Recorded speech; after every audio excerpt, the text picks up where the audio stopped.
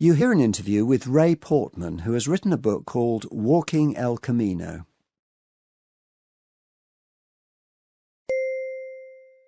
Hi, Ray. Thanks for coming in. I loved the book Walking El Camino, by the way.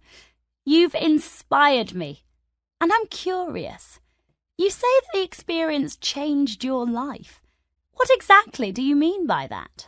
Well, walking El Camino de Santiago is an extremely personal thing to do.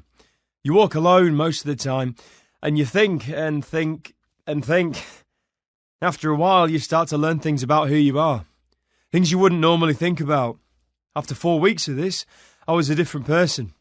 A happier person? Yes, definitely happier. With a different way of seeing the world. What made you want to do it? I came up with the idea after I split up with my girlfriend. I needed a big change in my life, and I'd heard about this spiritual walk across Spain from friends. I had some holiday to take from work, and it just kind of worked out.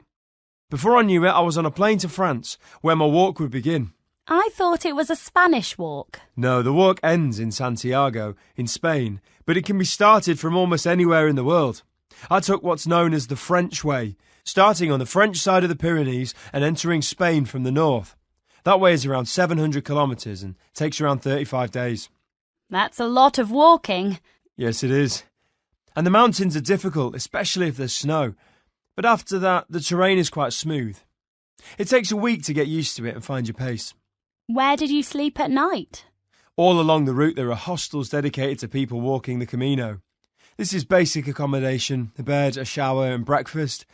But that's all you need after a day's walking. You also get to meet very interesting people in these places. Everyone has their own reason for doing the walk, you see. What kind of people did you meet? All kinds, and all ages. People in their 70s, younger people walking with friends, teenagers having a walking holiday. There's no normal type of person. Anyone and everyone can do it. Did you ever want to give up and go to a nice hotel? Maybe go to the beach? Actually, I did find it hard at times. Especially when I'd been walking for hours without seeing another person.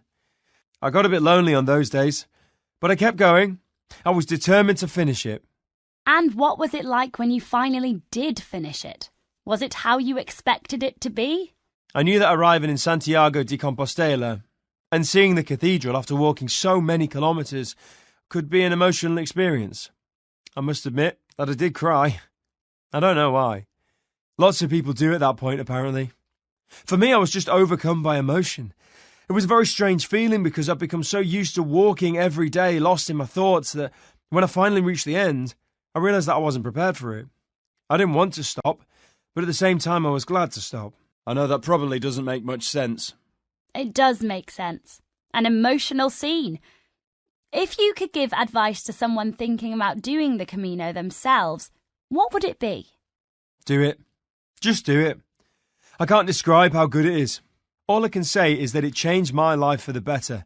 I feel that I can deal with anything now. I feel complete. Oh, yes, and invest in good shoes. You'll need them.